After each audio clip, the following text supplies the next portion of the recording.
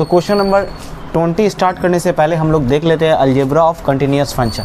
ठीक है, तो suppose f and g be two real function. f और g क्या है, ये दो रियल फंक्शन है। रियल फंक्शन किसको बोलते हैं, जिसका डोमेन और रेंज क्या हो, रियल हो।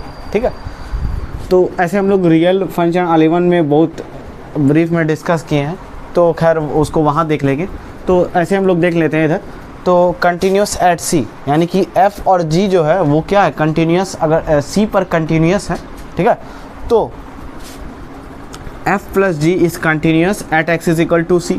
यानी कि f को ध्यान से समझो, अगर अपने लैंग्वेज में समझे f कोई अलग फंक्शन है, ठीक है, और g कोई अलग फंक्शन है। तो और दोनों ही कंटिन्यूस है c पर। दोनों किस पर कंटिन्यूस है, c पर कंटिन्यूस है at x is equal to c।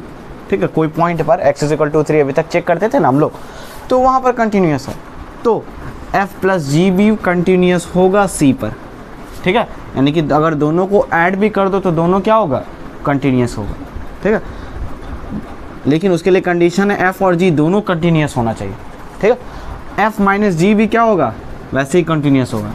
ठीक है, और f इंटू जी भी कंटिन्यूस होगा c पर, और f डिवाइडेड बाई जी भी कंटिन्यूस होगा at x is equal to c पर। इसको हम लोग एक एग्जांपल से देख लेते हैं। ठीक है, तब अच्छे से समझ में आएगा। जैसे एक फंक्शन ले लेते हैं f of x is equal to sine x, ठीक है, और g of x is equal to ले लेते हैं cos x। तो ध्यान से देखो, ये ट्रिग्नोमेट्रिक फंक्शन। ठीक है, तो एक चीज़ हमेशा याद रखो, जितना भी ट्रिग्नोमेट्रिक जितना भी साइन कॉस ये सब होता है तो सारा कंटिन्यूस फंक्शन होता है।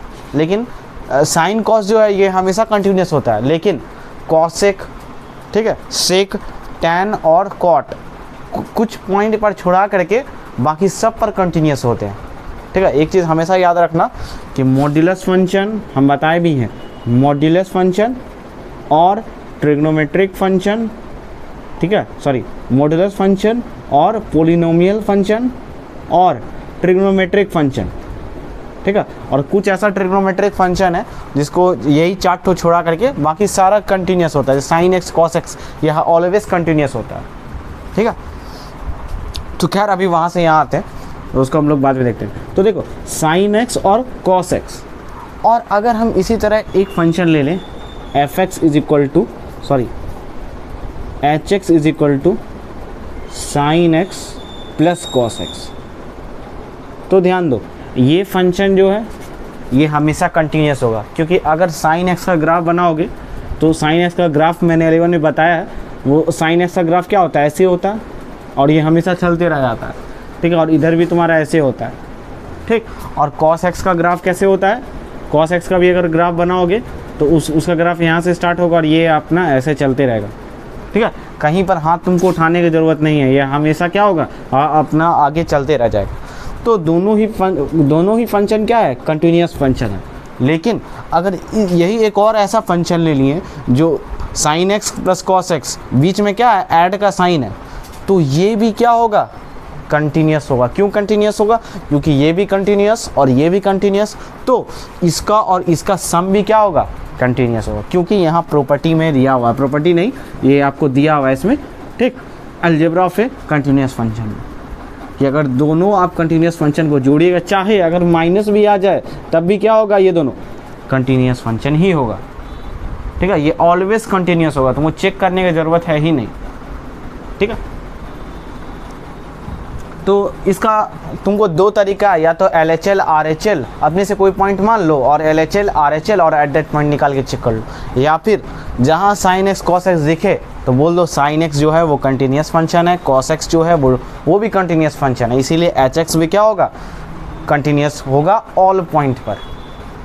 ठीक, तो जैसे ये ले लिए थे एक फंक्शन, ये भी कंटिन्यूस है, और प्लस वाला भी हम लोग देखे थे, ये भी कंटिन्यूस था। अब sign x by cos x अगर ऐसे ले ले तो बताओ ये कंटिन्यूस होगा। तो देखो साइन एक्स भी कंटिन्यूस फंक्शन है, कॉस एक्स भी कंटिन्यूस फंक्शन है। ठीक, लेकिन क्या ये कंटिन्यूस है, क्या ये कंटिन्यूस है, हाँ ये भी कंटिन्यूस है, लेकिन कुछ पॉइंट पर छोड़ा करके। कैसे, तो देखो अगर कॉस का मान, कॉस का वैल्यू जो है अगर 0 आ जाए तो 0 बाई दिस क्या होता है, अनडिफाइंड, है कि नहीं, 0 बाई दिस अनडिफाइंड, तो वहाँ पर तुमको वैल्यू अनडिफाइंड मिल रहा है। तो अनडिफाइंड में ग्राफ क्या होता है, हमेशा मैंने बताया है कि ग्राफ जो है वो हमेशा ऊपर की तरफ चला जाता है इसमें, ठीक है, जब इन्फिनिटी पर वैल्यू जा रहा हो तो ग्राफ ऊपर की तरफ चला जाता है, तो उस पर कंटिन्यूस नहीं होगा, ठीक है, मान लो, समझो, ठीक है। अच्छा, मान लो ये sine x by cos x है, sine x by cos x क्या होता है, टेन एक्स होता, ठीक है। तो चाहे ये फंक्शन बोलो चाहे ये फंक्शन बोलो, दोनों तो एक ही है। टेन एक्स कहाँ पर अनडिफाइन होता है, टेन एक्स जो है वो 90 पर क्या होता है, अनडिफाइन होता है, ठीक है।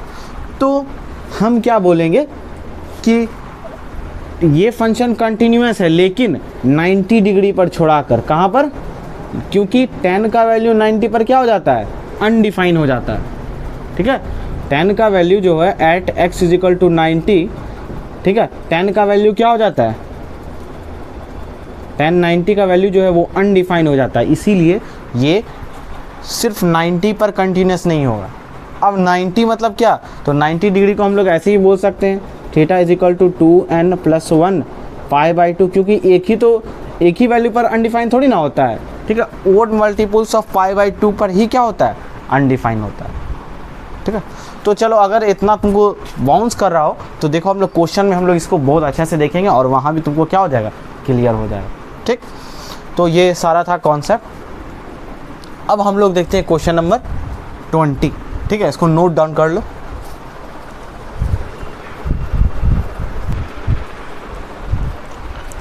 तो देखते हैं क्वेश्चन नंबर 20, ठीक है। तो इसको आप दो तरीके से बना सकते हैं, ठीक है, एक मेथड 1 और दूसरा मेथड 2, ठीक है। तो अगर आपको मान लीजिए ये algebra of a continuous function अगर नहीं समझ में आया तो आप मेथड 2 पर अप्लाई कीजिए, अगर आपको समझ में आ गया तो इस मेथड पर अप्लाई कीजिए, ठीक है, अलजेब्रा ऑफ फंक्शन। तो देखो ये फंक्शन दिया हुआ था, तो मैंने क्या किया, 5 को इधर कर दिया, साइन एक्स को इधर कर दिया, इसको मान लिया gx फंक्शन और इसको मान लिया hx फंक्शन। तुम क्या करना है, यहाँ पर लिख देना gx इजिकल टू x² + 5 और hx is equal to sine x + 5। तो gx is a polynomial function, क्योंकि ये पॉलिनोमियल फंक्शन है, ठीक है, ये हमेशा कंटिन्यूस होगा कोई किसी भी पॉइंट पर, ठीक। उसी तरह hx जो है वो ट्रिग्नोमेट्रिक फंक्शन है, ठीक है, तो ये भी क्या होगा, कंटिन्यूस फंक्शन होगा पाएगा। तो क्योंकि both gx + hx is a continuous function, क्योंकि दोनों ही कंटिन्यूस है, तो क्या होगा, देयरफॉर दिस, ये भी क्या होगा, ये फंक्शन जो है क्वेश्चन fx ऑल्सो कंटिन्यूस होगा पाई पर, बस इतना ही लिखना है। अब मेथड 2 पर आए तो ये फंक्शन दिया हुआ है, LHL निकालोगे तो यहाँ पर ये आएगा, ठीक है, π - x, क्योंकि फंक्शन एक ही दिया हुआ तो इसी में सारा वैल्यू पुट करते चले जाएंगे, ठीक है, यहाँ पर π- होगा, ठीक है।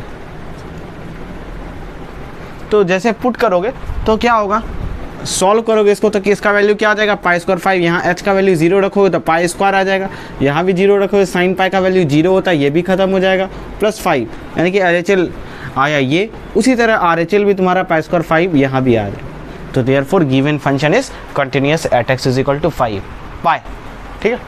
तो अगर तुमको कुछ भी नहीं समझ में आया algebra of A continuous function तो इस मेथड पर जाओ, और अगर समझ में आया तो इस मेथड को अप्लाई करो, दोनों ही ईजी है, ठीक है। इसको नोट डाउन कर लो, मैंने इसीलिए नहीं बताया ताकि फिर बहुत लंबा ज़्यादा वीडियो हो जाएगा, तो इसको आप लोग ऐसे ही नोट कर लो।